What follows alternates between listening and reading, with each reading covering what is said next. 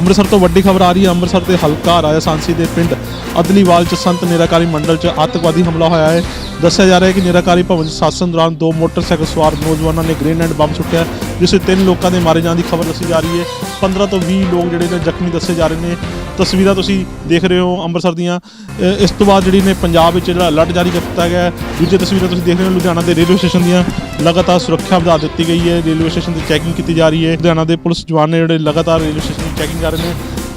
Alert ਤੋਂ ਬਾਵਜੂਦ ਵੀ ਜਿਹੜਾ ਅੰਮ੍ਰਿਤਸਰ 'ਚ ਹਮਲਾ ਹੋਇਆ ਹੈ। ਤਸਵੀਰਾਂ ਲੁਧਿਆਣਾ ਦੇ ਰੇਲਵੇ ਸਟੇਸ਼ਨ ਦੀ ਤੁਸੀਂ ਦੇਖ ਰਹੇ ਹੋ। ਚੈਕਿੰਗ ਕੀਤੀ ਜਾ ਰਹੀ, ਸੁਰੱਖਿਆ ਜਿਹੜੀ ਹੈ ਲਗਾਤਾਰ ਵਧਾ ਦਿੱਤੀ ਗਈ ਹੈ।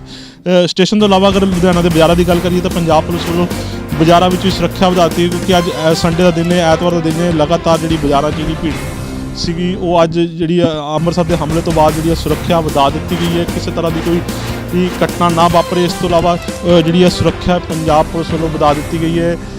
ਅਲਰਟ ਜਿਹੜਾ ਵਾ ਪੰਜਾਬ ਪੁਲਿਸ ਨੇ ਪਹਿਲਾਂ ਹੀ ਜਾਰੀ ਕੀਤਾ ਸੀ। ਉਸ ਤੋਂ ਬਾਅਦ ਜਿਹੜਾ ਇਹ ਅੱਜ ਹਮਲਾ ਹੋ ਗਿਆ, ਉਸ ਤੋਂ ਬਾਅਦ ਜਿਹੜੀ ਫਿਰ ਸੁਰੱਖਿਆ ਵਧਾ ਦਿੱਤੀ ਗਈ ਹੈ। ਜਗ੍ਹਾ ਜਗ੍ਹਾ 'ਤੇ ਜਿਹੜੀ ਚੈਕਿੰਗ ਕੀਤੀ ਜਾ ਰਹੀ ਹੈ। ਇਹ ਵੀ ਦੱਸਿਆ ਜਾ ਰਿਹਾ ਕਿ ਇਹ ਹਮਲਾ ਪਿਛਲੇ ਦਿਨੀ ਜਿਹੜੀ ਪੰਜਾਬ ਬਾਰਡਰ 'ਤੇ ਜਿਹੜੀ ਇੱਕ ਇਨੋਵਾ ਖੋਈ ਗਈ ਸੀ। 4 ਸਦਗਿੰਦ ਲੋਕਾਂ ਵੱਲੋਂ ਜਿਹੜੀ 4 ਲੋਕਾਂ ਵੱਲੋਂ ਜਿਹੜੀ ਇਨੋਵਾ ਖੋਈ ਗਈ ਸੀ, ਉਹ ਆਤੰਕਵਾਦੀ ਦੱਸੇ ਜਾ ਰਹੇ ਸਨ। ਉਸ ਤੋਂ ਬਾਅਦ ਜਿਹੜੇ ਨੇ ਅਲਰਟ ਵਧਾਇਆ ਹੋਇਆ ਸੀ। ਇਸ ਤੋਂ ਇਲਾਵਾ ਇੰਟੈਲੀਜੈਂਸ ਵੱਲੋਂ ਵੀ ਇੱਕ ਜਿਹੜੀ ਹੈ ਸੂਚਨਾ ਦਿੱਤੀ ਗਈ ਸੀ ਭਾਰਤ ਸਰਕਾਰ ਨੂੰ ਕਿ ਪਾਕਿਸਤਾਨ ਬਾਰਡਰ ਤੋਂ ਜਿਹੜੇ 7 ਜਿਹੜੇ ਆਤੰਕਵਾਦੀ ਨੇ ਉਹ ਸੀਮਾ 'ਚ ਦਾਖਲ ਹੋਏ ਨੇ, ਭਾਰਤ ਸੀਮਾ 'ਚ ਦਾਖਲ ਹੋਏ ਨੇ। ਅਤੇ ਉਸ ਤੋਂ ਬਾਅਦ ਜਿਹੜੀ ਹੈ ਭਾਰਤ ਵਿੱਚ ਜਿਹੜੀ ਸੁਰੱਖਿਆ ਲਗਾਤਾਰ ਵਧਾਈ ਗਈ ਸੀ। ਦਿੱਲੀ ਤੋਂ ਇਲਾਵਾ ਪੰਜਾਬ, ਹਰਿਆਣਾ, ਹਿਮਾਚਲ ਜਿਹੜੇ ਬਾਰਡਰ ਦੇ ਏਰੀਏ ਹਨ, ਉੱਥੇ ਲਗਾਤਾਰ ਜਿਹੜੀ ਸੁਰੱਖਿਆ ਵਧਾਈ ਗਈ ਸੀ।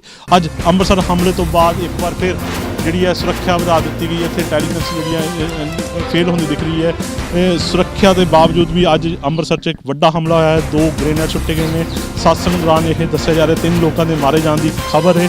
ਉਸ ਤੋਂ ਇਲਾਵਾ ਜਿਹੜੇ 20 ਲੋਕ ਜਿਹੜੇ ਨੇ ਕਰੀਬ 20 ਦੇ ਕਰੀਬ ਲੋਕ ਜਿਹੜੇ ਜ਼ਖਮੀ ਦੱਸੇ ਜਾ ਰਹੇ ਹਨ।